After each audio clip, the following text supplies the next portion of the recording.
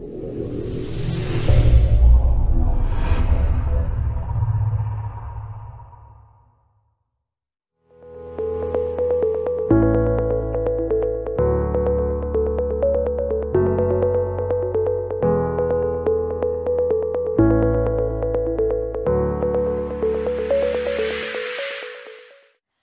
Bapak Ibu dan jemaat Tuhan yang di rumah.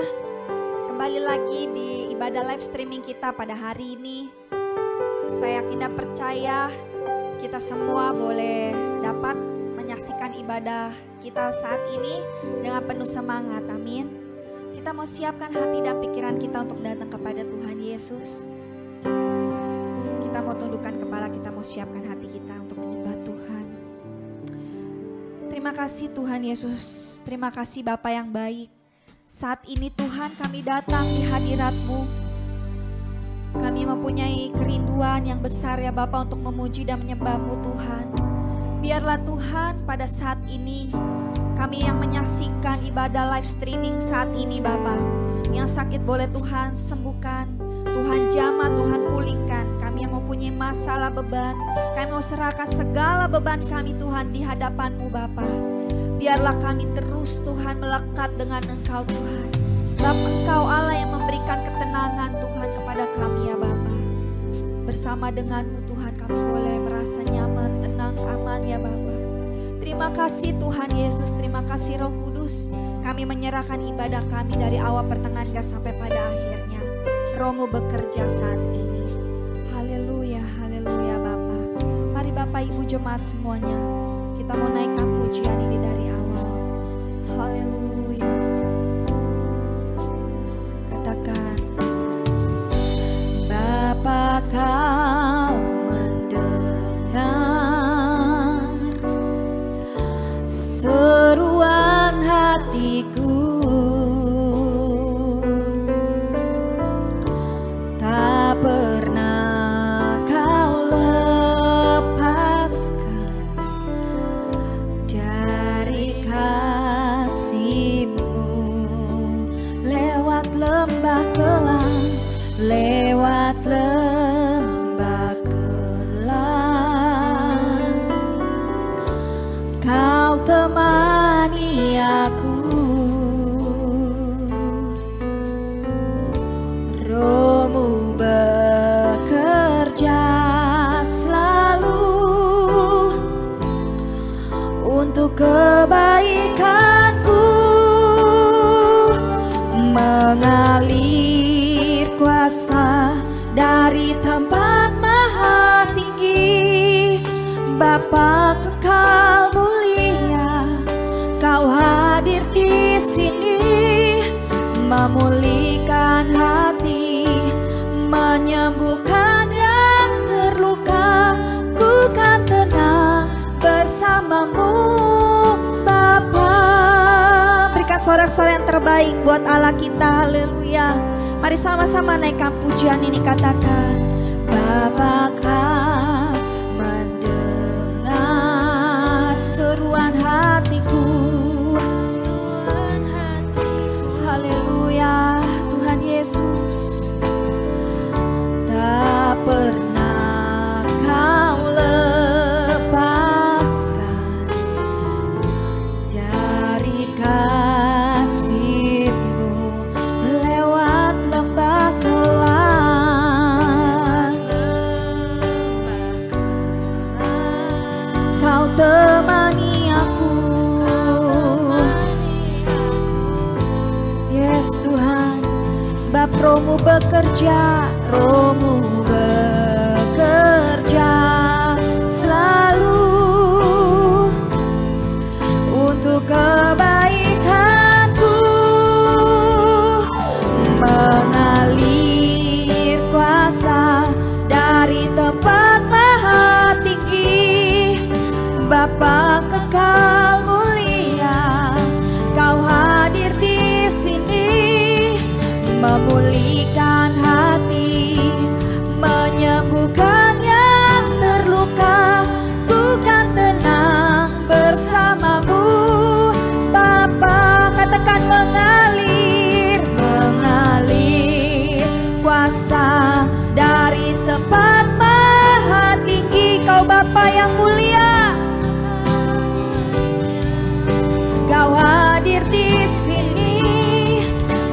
memulihkan hati, menyembuhkan yang terluka. Ku kan tenang bersamamu Bapa. Katakan mengalir kuasa dari tempat maha tinggi. Kau Bapa yang mulia, Kau hadir di sini Tuhan, memulihkan hati, menyembuhkan yang terluka. Ku kan tenang bersamamu Bapa, mengalir kuasa dari tempat maha tinggi. Bapa kekal mulia, Kau hadir di sini, memulihkan hati, menyembuhkan yang terluka. Ku kan tenang bersamamu Bapa,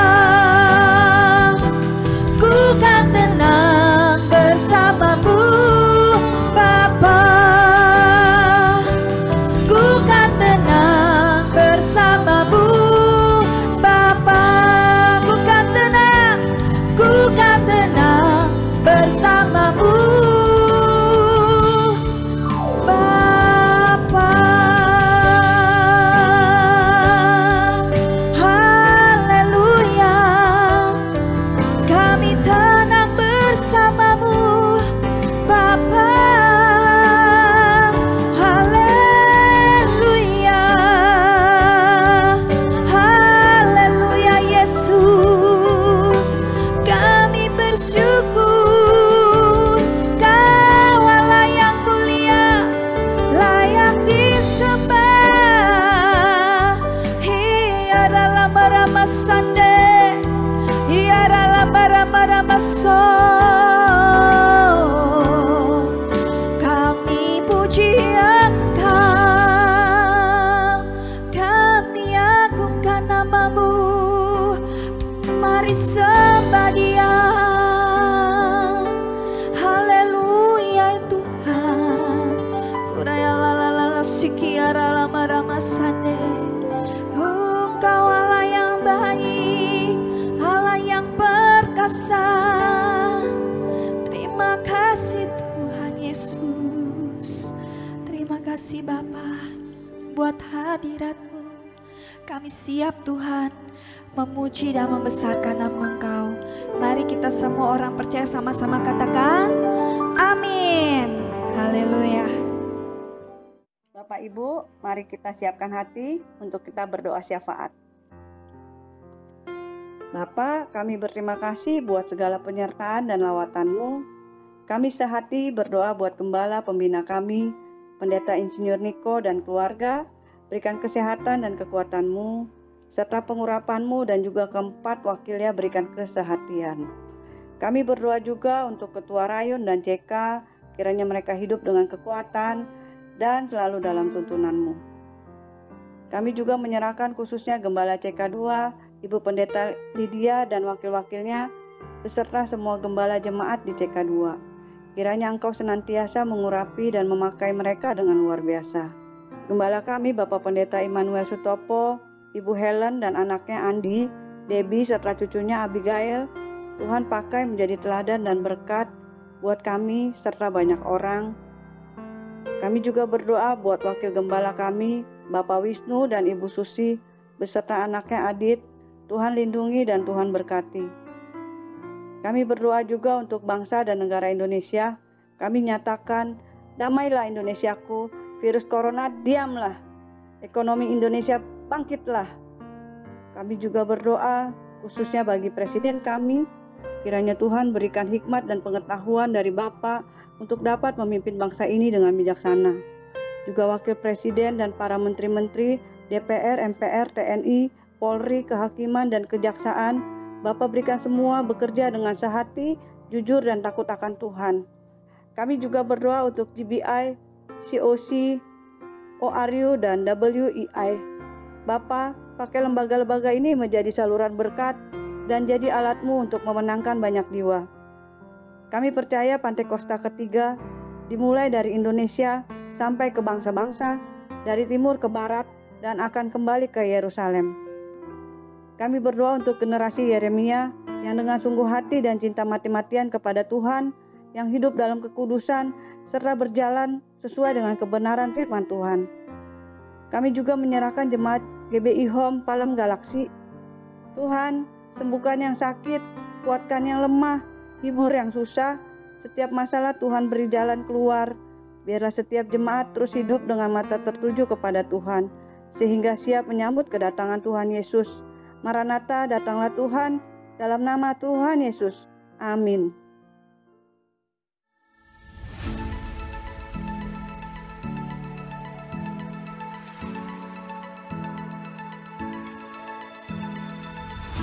Ibadah minggu depan akan dilaksanakan pada hari Minggu pukul 11 siang. Ibadah bersama dilaksanakan melalui aplikasi Zoom. Diharapkan jemaat dapat mengambil waktu untuk masuk ke hadirat Tuhan di rumah masing-masing, berdoa bersama keluarga pukul 9 malam setiap hari. Bagi jemaat yang rindu bersekutu dan bertumbuh di dalam Yesus, kami undang untuk bergabung bersama di dalam komunitas Kul yang dilaksanakan setiap hari Kamis. Kul dilaksanakan melalui aplikasi Zoom. Silakan menghubungi Bapak Catur di nomor 0857 1550 2817 untuk mendapatkan undangan. Persembahan dapat disalurkan melalui rekening berikut. Persembahan umum dan perpuluhan BCA 07376 07376 atas nama GBI Palem Galaksi. Persembahan misi dan diakonia BCA 073 073 6789 atas nama GBI Palem Galaksi. Pembangunan Rumah Tuhan BCA 07305 07305 atas nama GBI Palem Galaksi. Sebelum kita memberi, terlebih dahulu kita berdoa. Tuhan Yesus, terima kasih Engkau telah memberkati kami sampai saat ini. Dan tiba waktunya kami menyerahkan persembahan ini ke dalam tangan-Mu, di dalam nama Yesus, haleluya, amin. Kami GBI Home mengucapkan terima kasih bagi Bapak Ibu yang sudah mentransfer persembahan ke rekening GBI Home. Tuhan memberkati saudara dengan berlimpah-limpah. Demikian pengumuman yang dapat kami sampaikan. Tuhan Yesus memberkati.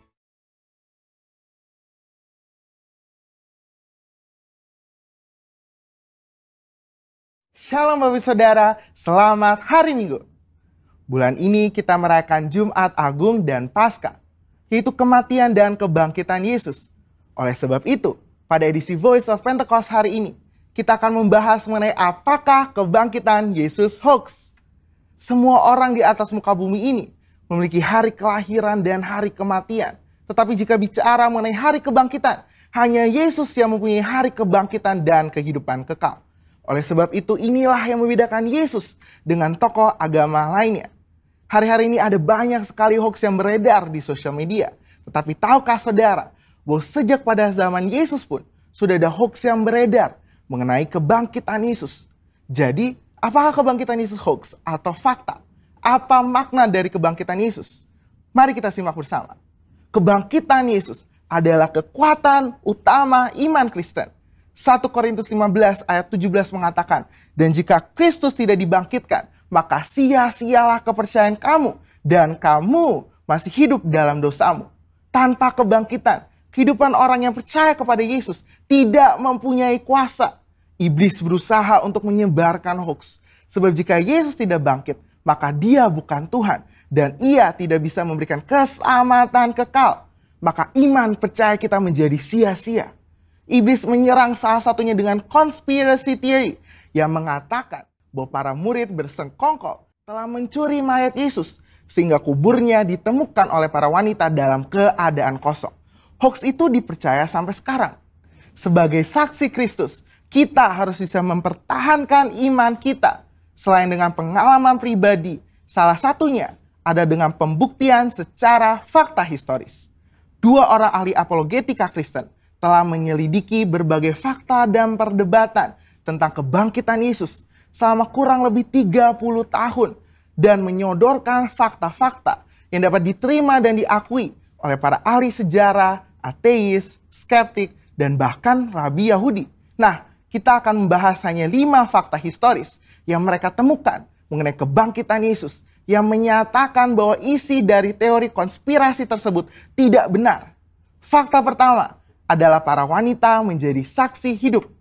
Menurut tradisi Yahudi, wanita bukanlah saksi yang bisa dipercaya.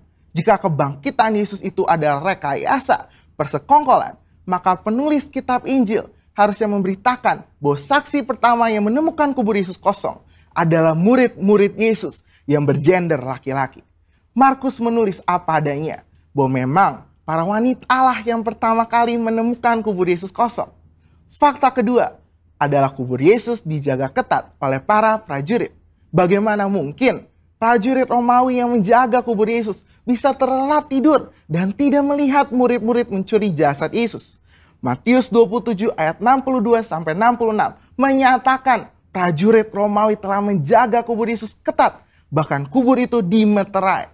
Fakta ketiga adalah imam-imam kepala justru merekayasa kebohongan. Untuk menutupi fakta bahwa Yesus bangkit, maka imam-imam kepala menyuruh para penjaga membuat cerita bahwa murid-murid Yesus telah mencuri jasad Yesus. Ini membuktikan bahwa imam-imam kepala tidak menyangkali bahwa kubur itu kosong karena Yesus bangkit. Fakta keempat adalah murid-murid Yesus sedang dalam kondisi ketakutan. Bagaimana mungkin murid-murid yang sedang dalam ketakutan dan hilang pengharapan namun berani mencuri jasad Yesus? Justru mereka sedang menanti-nantikan apakah betul yang dikatakan Yesus bahwa ia akan bangkit di hari ketiga. Faktanya adalah mereka semua menjadi pemberita kebangkitan Yesus dengan berani, yakin, dan mati sebagai martir. Mana mungkin ada orang yang rela mati untuk suatu rekayasa kebohongan. Fakta kelima adalah bertobatnya Saulus dari pembunuh umat Tuhan menjadi pelayan Tuhan. Perjumpaan Saulus dengan Yesus dalam perjalanan menuju Damaskus membuktikan Yesus hidup dan bangkit. Sehingga Saulus yang menganiaya dan membunuh orang Kristen bertobat menjadi Paulus yang rela memberitakan Injil. Sekalipun dianiaya, dipenjara, dan ditindas, akhirnya mati sebagai martir. Sebenarnya masih banyak lagi fakta mengenai kebangkitan. Namun hanya dengan 5 fakta yang kita bahas, sudah cukup mengkonfirmasi dan membuktikan bahwa Tuhan Yesus itu benar-benar bangkit. Justru teori konspirasi pencurian mayat Yesus oleh murid-murid itulah yang hoax. Jadi, fakta bahwa Yesus telah bangkit dari kematian membuktikan bahwa Dia adalah Tuhan. Dan apa saja yang dikatakannya di dalam Alkitab adalah mutlak benar. Kuasa, kehidupan, dan kekekalan hanya ada di dalam Dia. Dan ini memberikan pengharapan bahwa kita yang ikut mati di dalam Kristus akan dibangkitkan di dalam kebangkitannya. Sebab Dia hidup ada hari esok yang penuh harapan. Dan kita pun memperoleh hidup yang kekal serta segala kelimpahannya. Saudara, untuk penjelasan lebih lengkapnya dari tim teologi kami, jangan lupa buka link yang ada di atas atau scan QR Code yang tersedia. Salam integritas, Tuhan Yesus memberkati.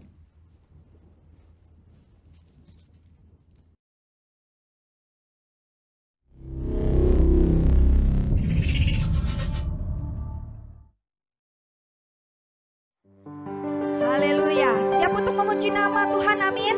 Kita mau sorakan haleluya untuk Allah kita yang besar. Sebab Tuhan itu ajaib. Yeay, haleluya. Mari naikkan pujian ini Bapak Ibu semuanya di rumah. Sebab Tuhan itu besar. Tak terbayang kebesaran-Mu dan tak terbanding kekuatan-Mu Tuhan. Kau megah bagiku segenap jiwa dan pengharapan telah ku serahkan untuk rencana-Mu Tuhan. Kau Raja atasku, hanya Kau yang layak ditinggikan. Siap melompat buat Allah kita, katakan ajaib Kau Tuhan, agung dan perkasa. Kau sumber kemenanganku, layak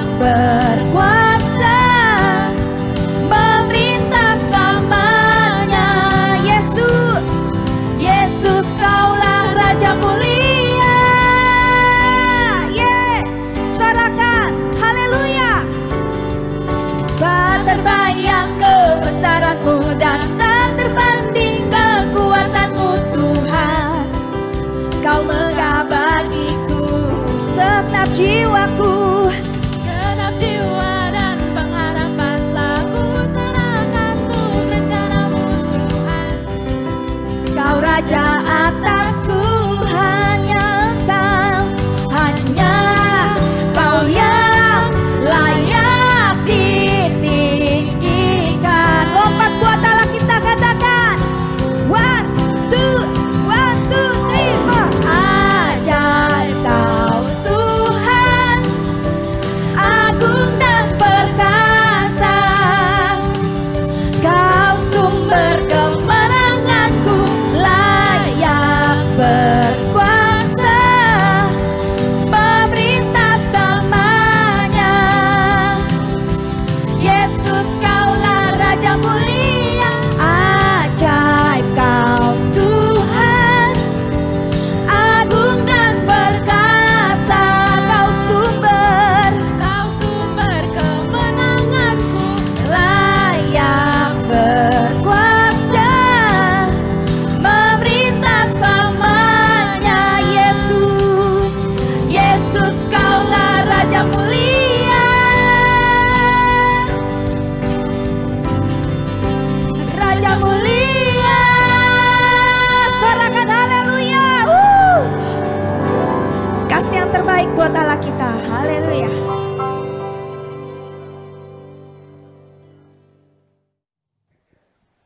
Haleluya, kita mau persiapkan hati dan pikiran kita untuk masuk ke dalam hadirat Tuhan lebih dalam lagi. Kita mau persiapkan membuka hati kita untuk firman Tuhan. Biarlah firman Tuhan yang ditaburkan oleh hambanya boleh menjadi rema di setiap kehidupan kita. Kita mau berdoa kepada Tuhan, kita tundukkan kepala. Terima kasih Tuhan untuk pujian, penyembahan yang kami naikkan di hadapan-Mu Bapa. Kami bersyukur Bapa, punya Allah yang baik seperti Engkau ya Tuhan. Sebentar Tuhan kami mau mendengarkan sabda kebenaran firman-Mu. Biarlah firman-Mu boleh menguatkan setiap hati kami Tuhan saat ini. Terima kasih Tuhan Yesus, terima kasih Roh Kudus. Kami mau buka hati kami untuk firman-Mu. Haleluya Yesus. Mari kita naikkan pujian ini. Haleluya. Hatiku tenang berada dekat-Mu, Kaulah jawaban hidupku. Hatiku tenang berada dekat-Mu, Kau yang pelihara hidupku. Pertolongan-Mu begitu ajaib, Kau telah memikat hatiku. Di saat aku tak sanggup lagi, di situ tangan-Mu bekerja. Pertolongan-Mu begitu ajaib, Kau telah memikat hatiku. Kini mataku tertuju padamu, ku rasakan kasih-Mu Tuhan. Berikan sorak-sorak yang terbaik buat Allah kita. Naikkan pujian ini dengan segenap hatimu, katakan, hatiku tenang berada dekat-Mu, Kaulah jawaban hidupku. Hatiku tenang berada dekat-Mu, Kau yang pelihara hidupku. Mari sama-sama naikkan tanganmu, katakan, pertolongan-Mu begitu ajaib, Kau telah memikat hatiku. Di saat aku tak sanggup lagi, di situ tanganmu bekerja, pertolonganmu begitu ajaib. Kau telah memikat hatiku, kini mataku tertuju padamu. Ku rasakan kasih-Mu Tuhan. Sama-sama katakan, pertolongan-Mu begitu ajaib. Kau telah memikat hatiku di saat kami tidak sanggup lagi Tuhan. Di saat aku Roh-Mu bekerja bagi setiap kami saat ini Tuhan. di situ tanganmu bekerja, Pertolonganmu begitu ajaib. Kau telah memikat hatiku, kini mataku tertuju padamu. Ku rasakan kasih-Mu Tuhan. Pertolonganmu begitu ajaib. Kau telah memikat hatiku, di saat aku tak sanggup lagi, di situ tanganmu bekerja. Pertolonganmu begitu ajaib.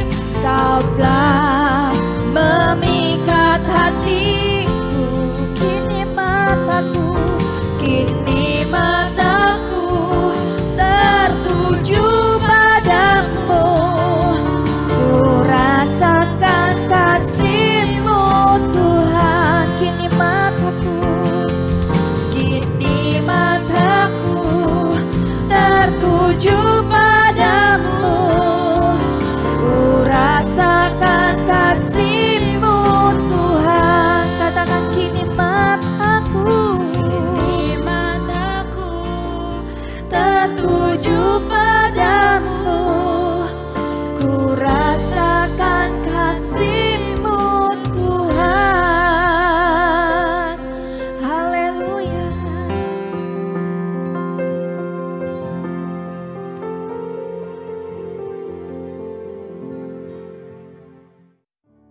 Shalom, jemaat Tuhan yang dikasihi. Puji Tuhan, kita bisa masuk di dalam tahun 2021, bahkan kita bisa merayakan untuk Paskah bersama tahun ini. Kita sehat, kita kuat, diberkati Tuhan, kita ada dalam hadirat Tuhan. Saudara, kebangkitan Kristus mengajak kita untuk move on. Ini tema daripada firman Tuhan hari ini. Kalau kita perhatikan, saudara, ada beberapa orang yang di kebangkitan Kristus ini Tuhan memberi kesempatan untuk mereka move on. Move on ini, saudara harus meninggalkan yang lama dan masuk yang baru. Di dalam semua itu kita lihat yang pertama. Di dalam Yohanes pasal 20 ayat 12 dikatakan ada dua malaikat berpakaian putih. Mereka itu duduk di atas tempat jenazah Yesus, yang satu di bagian kepala, yang satu di bagian kaki. Malaikat-malaikat itu bertanya, "Ibu, mengapa menangis?" Maria menjawab, "Tuhan saya sudah diambil orang, dan saya tidak tahu ia ditaruh di mana." Setelah berkata begitu, ia menengok ke belakang dan melihat Yesus berdiri di situ. Tetapi ia tidak tahu bahwa itu Yesus. Yesus bertanya kepadanya, "Ibu, mengapa menangis?" Ibu mencari siapa? Maria menyangka itu tukang kebun. Jadi ia berkata, Pak, kalau Bapak yang memindahkan dia dari sini, tolong katakan kepada saya di mana Bapak menaruh dia supaya saya dapat mengambilnya. Yesus berkata kepadanya, Maria. Maria menoleh kepada Yesus, lalu berkata dalam bahasa Ibrani, Rabuni, berarti guru. Saudara, kebangkitan Kristus adalah proses perubahan hidup bagi setiap orang percaya. Jadi kebangkitan Kristus itu adalah proses perubahan hidup bagi setiap orang percaya. Itu sebabnya kebangkitan Kristus itu memberi harapan bagi setiap kita. Tanpa kebangkitan Kristus, maka saudara kita tidak akan bisa berubah hidup kita ini. Paskah merupakan peristiwa kebangkitan Yesus dan kemenangannya atas maut.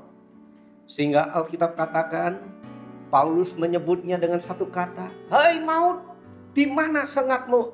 Artinya maut telah dikalahkan oleh kebangkitan Kristus. Tanpa kebangkitan Kristus, kita tidak akan memiliki kemenangan, tidak akan memiliki masa depan. Tapi kebangkitan Kristus memberi engkau dan saya harapan. Jika Paskah tidak ada, maka pengorbanan yang dilakukan Yesus di atas kayu salib juga menjadi sia-sia. Saudara, dalam cerita ini kita melihat ada banyak hal dalam hidup kita ini yang dapat melukai hati kita.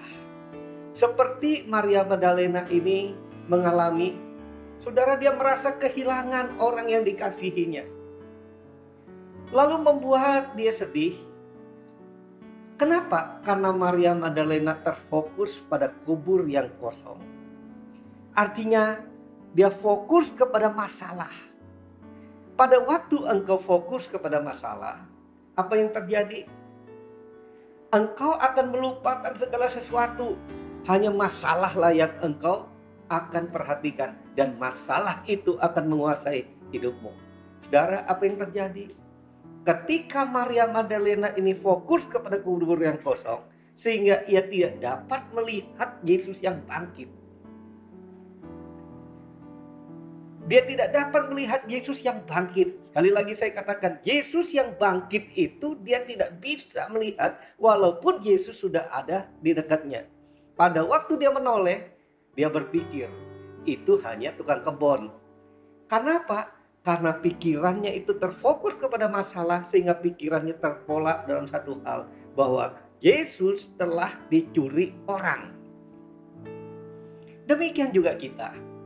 Ketika kita fokus pada masalah kita, maka engkau dan saya akan kehilangan untuk menikmati kuasa kebangkitan yang telah terjadi, yang kita rayakan bertahun-tahun, dan hari ini juga kita merayakan dan memperingati akan kebangkitan Kristus itu. Nah, saudara, ketika menghadapi hal ini, Maria Magdalena menjadi satu hal yang dia tanggapi adalah menangis. Satu hal yang biasa, saudara. Menangis itu wajar bagi seorang manusia. Tapi jangan biarkan kesedihan itu menguasai hati kita. Orang bisa sedih, tetapi yang Tuhan tidak suka adalah kalau kesedihan itu menguasai hidup kita, berlarut-larut dalam hati kita, sehingga hati kita ada di dalam kontrol daripada kesedihan itu. Saudara, hatimu ada di dalam dirimu. Itu sebabnya kalau hati itu ada di dalam diri kita, maka kontrol atas hati itu diri kita. Karena kitalah yang akan mengaturnya. Harusnya bukan kesedihan yang mengatur kita, tapi kitalah yang mengatur kesedihan itu. Wow, betapa banyak orang yang hidup dikuasai oleh kesedihan itu. Kebangkitan Kristus datang untuk saudara. Tuhan datang untuk membebaskan saudara dari hal ini. Kesedihan boleh datang. Dia boleh singgah Sebentar, saudara, sebentar. Nggak boleh lama-lama di hati kita. Namun, jangan biarkan ia menginap, saudara.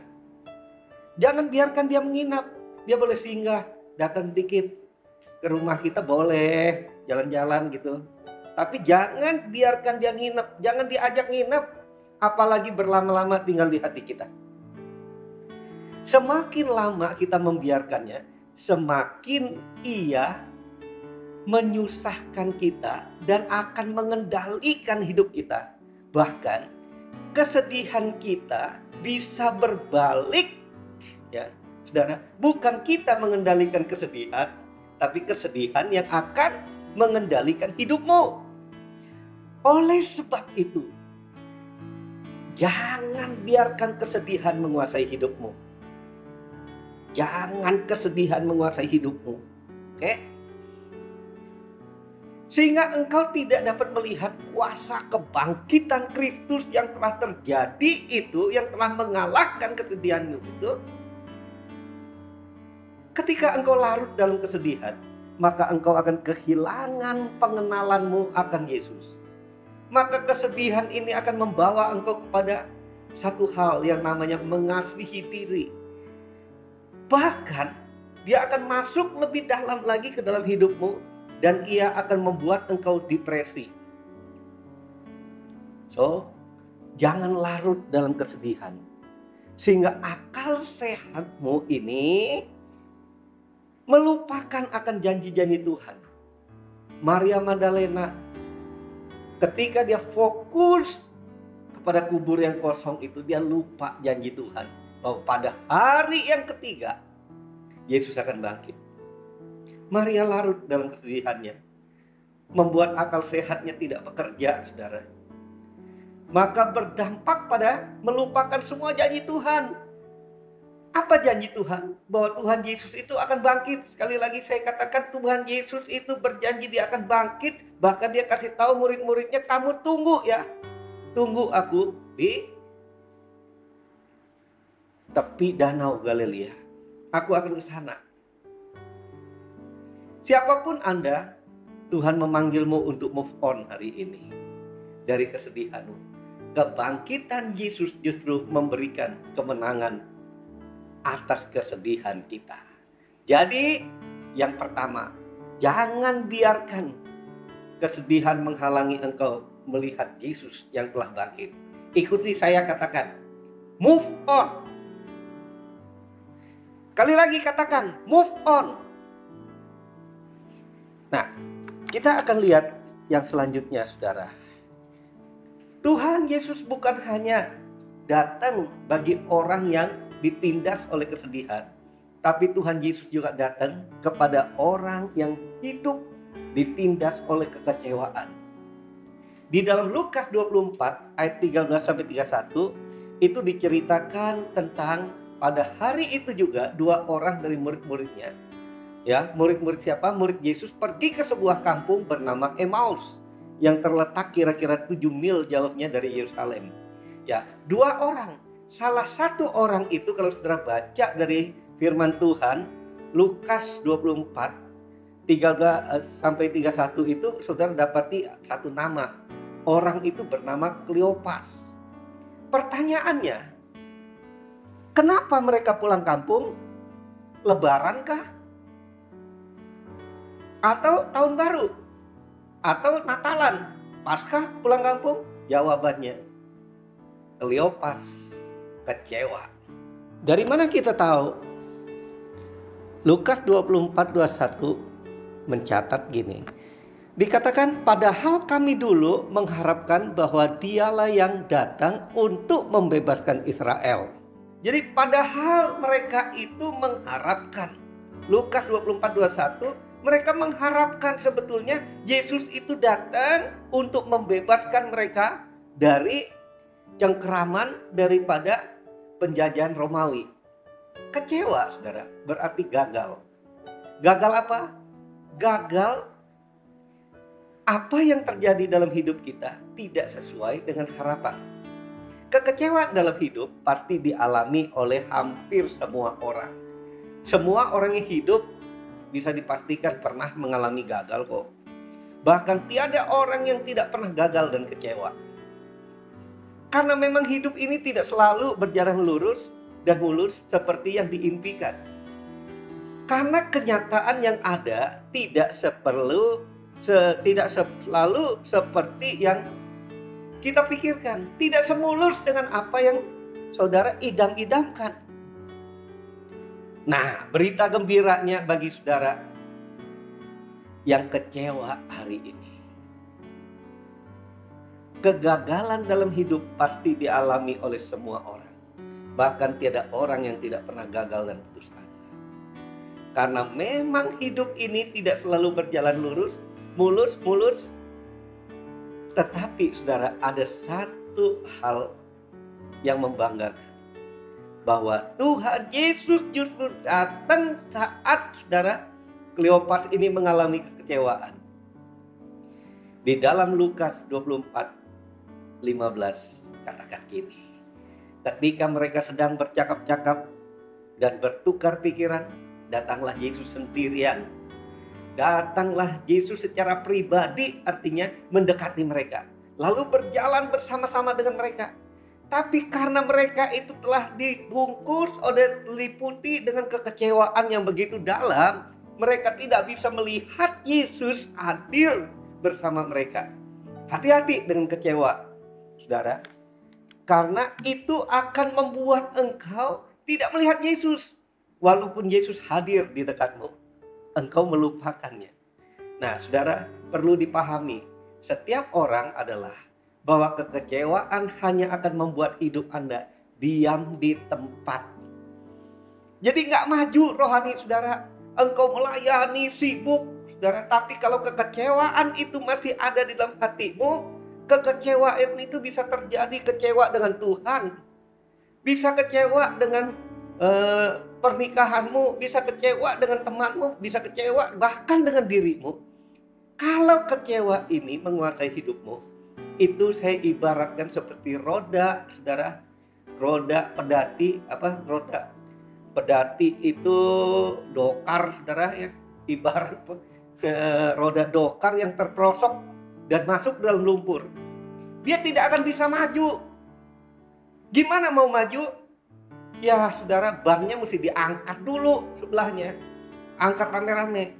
Oleh sebab itu, dengarkan berita gembira bagi setiap orang yang hidup dikuasai kekecewaan. Orang kecewa itu, saudara, tidak melihat akan kasih karunia Tuhan. Tidak melihat akan, saudara, kuasa Tuhan, kuasa kebangkitan itu telah datang. Saudara bisa kecewa dalam sebagai hal. Kecewa akan hidup, kecewa dengan pekerjaan, kecewa dengan apapun, saudara. Tapi Yesus datang berjalan bersamamu. Maukah engkau membuka hati baginya? Jadi, saudara, di poin yang kedua ini, kebangkitan Kristus itu mengajak engkau untuk move on dari apa? Jangan biarkan kekecewaan menghalangi engkau untuk melihat Yesus yang telah bangkit. Ikuti saya katakan sekali lagi, move on. Katakan sekali lagi, move on. Move on dari apa? Move on dari kekecewaan. Saudara, kita lihat. Yang pertama tadi, kita harus move on daripada kesedihan. Kesedihan mungkin ditinggal orang yang kita kasihi, orang yang kita cintai. Saudara mesti move on hari ini. Orang yang saudara kasihi, orang yang telah meninggalkan engkau. Udah, saudara. Kita masuk ketiga, saudara. Yohanes 20:25. Maka kata murid-muridnya yang lain itu kepadanya, kami telah melihat Tuhan. Tetapi Thomas berkata kepada mereka, sebelum aku melihat bekas paku pada tangannya, dan sebelum aku mencucukkan jariku ke dalam bekas paku itu, dan mencucukkan tanganku ke dalam lambungnya, sekali-kali aku tidak akan percaya. Thomas, saudara, kalau orang berbicara tentang nama Thomas, apa yang saudara kepikiran? Pasti saudara kepikiran seorang yang ragu-ragu. Thomas yang ragu-ragu, kurang percaya, tidak selamanya menjadi orang ragu-ragu, saudara. Ketika ia melihat Yesus, yang telah bangkit itu. Ketika Thomas ini ragu-ragu, dia ingin bukti, Yesus datang, saudara. Yohanes 20:27 katakan, kemudian Yesus berkata kepada Thomas, taruhlah jarimu di sini dan lihatlah tanganku. Ulurkan tanganmu dan cucukkan ke dalam lambungku, dan jangan engkau tidak percaya, melainkan percayalah. Saudara, Tuhan ingin supaya kita ini menjadi orang benar, hidup dari percaya. Percaya itu artinya percaya belum melihat, tapi kita percaya akan janji Tuhan bahwa Tuhan telah melakukan bagi kita sebelum kita melihat kenyataan itu terjadi. Thomas masih ragu-ragu saat ini akan berbicara kepada setiap orang yang hari ini mungkin mengalami keraguan-raguan, ketawaran hati, putus asa dengan Tuhan. Bagi mereka yang saat ini melihat harapan dan impian mereka seolah-olah hancur lebur, menuju satu kehancuran, menuju satu jalan buntu, tidak ada jalan keluar. Maka Thomas si ragu-ragu yang telah diubah oleh Tuhan ini berkata kepadanya, jangan biarkan, dia bilang, rasa tertuduh, rasa kecewamu menghalangimu untuk melihat Yesus yang telah bangkit dari kematian. Jadi jangan biarkan rasa apa? Rasa kekecewaanmu itu, rasa keraguan-raguanmu itu, rasa apa lagi? Rasa saudara kesedihan itu. Tapi khususnya yang Thomas ini, dia berbicara, jangan biarkan keraguan-raguan itu menghalangi untuk melihat Yesus yang telah bangkit. Ikuti saya katakan, move on. Move on. Kita mesti move on dari apa? Dari keraguan-raguan, kekurang percayaan menguasai kita. Saudara, di dalam Yohanes 21 ayat 3 katakan, kata Simon Petrus kepada mereka, aku pergi menangkap ikan. Kata mereka kepadanya, kami pergi juga dengan engkau. Mereka berangkat lalu naik ke perahu, tetapi malam itu mereka tidak menangkap apa-apa. Kenapa mereka pergi, saudara? Kenapa Petrus itu pergi menangkap ikan, kembali ke profesinya? Bukankah saudara dikatakan bahwa Tuhan telah mengubah hidupnya dari penjala ikan menjadi penjala manusia? Saudara, Petrus kembali kepada profesinya yang lama. Kenapa? Karena dia merasa tertuduh. Kalau saudara ingat tentang Petrus, saudara ingat tentang orang yang berjanji tapi tidak menepati. Dia berjanji bahwa dia tidak akan menyangkal Yesus, tapi dialah yang menyangkal Tuhan 3 kali. Setiap orang bisa berbuat kesalahan, saudara. Berbuat kesalahan itu manusiawi. Benar kan? Itu manusiawi. Tak ada manusia yang sempurna. Simon Petrus pernah menyangkal Tuhan kita. Tapi pertanyaan, apakah kita pun pernah menyangkal Tuhan? Saya percaya saudara kita pun masih pernah menyangkali Tuhan sampai hari ini. Kadang-kadang saudara masih menyangkal Tuhan. Namun ketika kesalahan itu disadari, dosa itu disesali, dan mau dilanjutkan dengan pertobatan, maka Tuhan selalu datang untuk memulihkan. Betapa jeleknya kesalahan Anda, betapa jeleknya kesalahanmu, betapa jahatnya engkau, Yesus siap mengampuni engkau. Yesus siap untuk memulihkan engkau. Yesus memberikan harapan yang baru dalam hidupmu. Jika engkau mau berbalik dan bertobat dan tidak melakukannya lagi, karena Tuhan mau pakai hidupmu bagi kemuliaannya. Mungkin saat ini engkau kurang komit, kurang sungguh-sungguh intim dengan Tuhan Yesus, kurang sungguh-sungguh untuk melayani Tuhan. Akuilah itu dengan jujur. Jujur saja. Akui bahwa kalau selama ini engkau tidak punya pergaulan intim dengan Tuhan, sekarang minta untuk Tuhan untuk membantu engkau supaya engkau naik level yang lebih tinggi dalam kerohanianmu, berjalan di dalam kehendak Tuhan. Tuhan mau memberkati hidupmu. Tuhan mau memulihkan keadaanmu. Bagaimana dengan Anda? Adakah engkau mau dipulihkan oleh Tuhan dari dosa, mengasihani diri, merasa tertuduh, sehingga tidak membawa engkau bangkit untuk melayani Tuhan dengan sungguh-sungguh?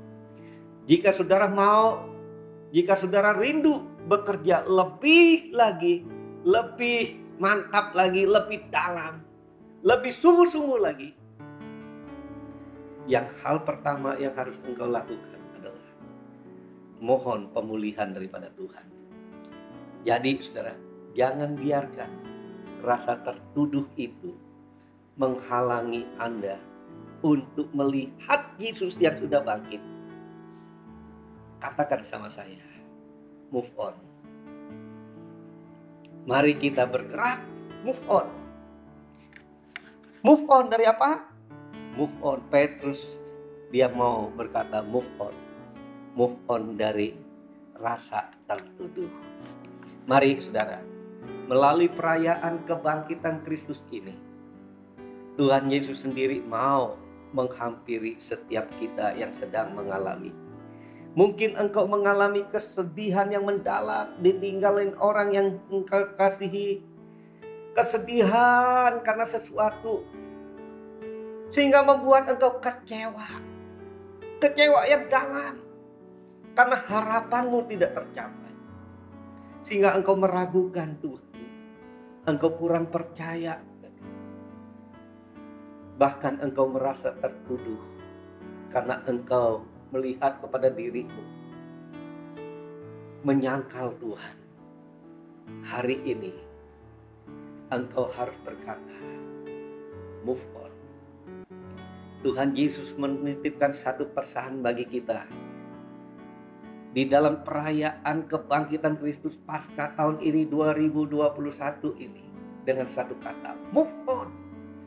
Ayo bergerak, bertindak. Jadi setiap saudara yang berkata, ini aku Tuhan, tolonglah aku mau move on Tuhan, maka angkat tangan kananmu dan taruh tangan kirimu di atas dadamu. Ikuti saya berdoa. Bapa, aku datang kepadamu. Sesuai firman-Mu dalam Yohanes 8:32 katakan, dan kami akan mengetahui kebenaran, dan kebenaran yang kami ketahui itulah yang akan memerdekakan kami. Mulai saat ini, aku menyatakan dalam nama Tuhan Yesus, aku move on dari kesedihan. Aku move on dari kekecewaan. Aku move on dari keraguan-raguan serta rasa tertuduh yang tidak pada tempatnya. Maka mulai saat ini aku dipulihkan. Yesus, engkau bangkit. Engkau memulihkan hidupku. Dalam nama Tuhan Yesus, aku berdoa. Amin. Amin.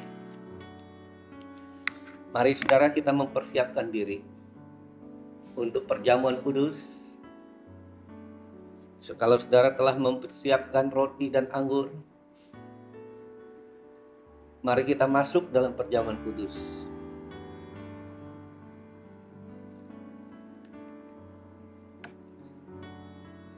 Kalau kita masuk dalam perjamuan kudus, kita selalu diingatkan akan ayat firman Tuhan ini.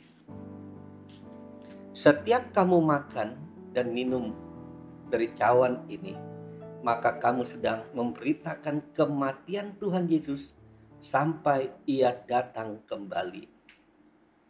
Perjamuan kudus adalah perjamuan Tuhan Yesus sendiri. Setiap kali kita masuk dalam perjamuan kudus, Tuhan Yesus berkata, biarlah ini menjadi peringatan akan aku. Menjadi pengingat akan kasihku kepadamu. Karena itu saudara, mari arahkan hati saudara kepada kebaikan Tuhan. Kita akan melihat kebaikan Tuhan. Tuhan akan memberkati kita dengan perjamuan kudus ini. Tapi Tuhan mau supaya setiap kita makan dan minum dengan cara yang benar. Kalau kita masing-masing masuk dalam hadirat Tuhan, berdoa. Mari introspeksi diri masing-masing. Kalau ada dosa yang Tuhan ingatkan saat ini, langsung aja, jangan tunggu waktu. Langsung saja minta ampun. Tuhan akan memberkati saudara.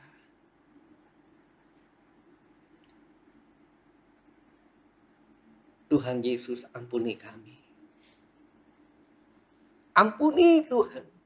Seringkali kami Tuhan ragu-ragu. Seringkali kami Tuhan dikuasai oleh kesedihan kami. Seringkali kami dikuasai oleh kekecewaan. Pun kami Tuhan seringkali merasa minder. Karena kami Tuhan dikuasai oleh rasa tertuduh. Ampuni Tuhan, ampuni semua Tuhan. Ampuni juga hamba-Mu. Kalau ada hal yang Tuhan menyakiti hati-Mu, ampuni kami. Saudara,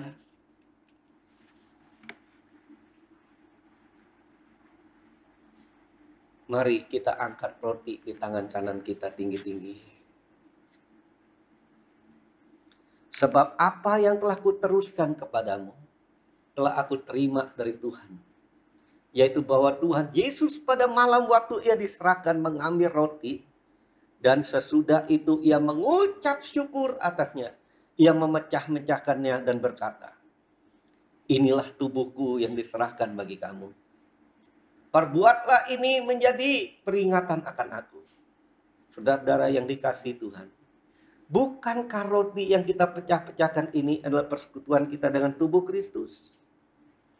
Mari kita makan dalam nama Yesus.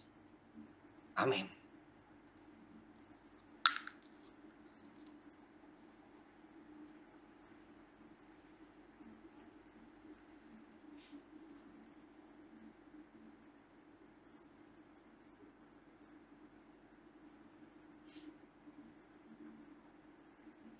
Oh, sekarang angkat cawan di tangan kanan kita tinggi-tinggi.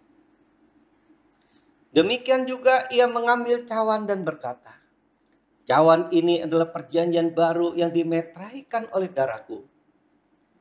Perbuatlah ini setiap kali kamu meminumnya menjadi peringatan akan aku.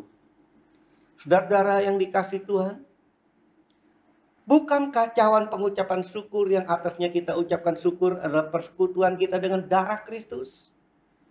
Mari kita minum dalam nama Yesus. Amin.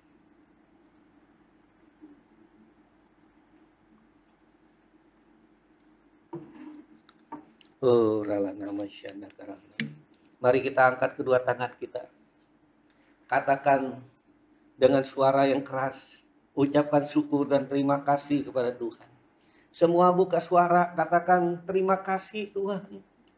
Terima kasih Yesus. Orala nama syanda karala nama syanda karala nama. Terima kasih untuk pengorbananmu. Terima kasih untuk kasih-Mu. Terima kasih Tuhan Yesus. Terima kasih untuk kasih setia-Mu. Terima kasih Tuhan. Engkau juga telah menyembuhkan kami yang sakit. Engkau telah menguatkan kami yang lemah. Engkau membangkitkan semangat kami yang patah. Saat kami mengalami kesedihan, kekecewaan. Oh Tuhan, keraguan-raguan. Bahkan Tuhan merasa tertuduh, Engkau datang untuk memulihkan. Kebangkitan memulihkan kami. Kebangkitan-Mu memulihkan kami. Hari ini kami bebas. Terima kasih Tuhan Yesus. Terima kasih Tuhan Yesus. Oh, angkat suaramu dan sembah Dia. Oh, kebangkitan Kristus itu memberikan engkau kemenangan. Oh, nama syanda karala nama syanda. Kirala nama syanda karala nama syanda karala. Terima kasih Yesusku. Terima kasih Yesusku. Puji syukur hanya bagi Tuhanku. Terima kasih Yesusku, terima kasih Yesusku. Puji syukur hanya bagi Tuhanku. Haleluya Tuhan, terima kasih. Mari kita angkat kedua tangan kita. Terimalah berkat yang berlimpah-limpah daripada Bapa di sorga. Di dalam kasih setia daripada Tuhan Yesus. Penghiburan daripada Roh Kudus menyertai engkau mulai saat ini. Sampai Yesus datang kembali menjemput kita di awan. Dan kita akan hidup bersama Dia. Kekal untuk selama-lamanya. Setiap kita yang percaya katakan amin. Tuhan berkati saudara-saudara. Mari bersama-sama perkatakan iman dalam Mazmur 91. Dalam lindungan Allah.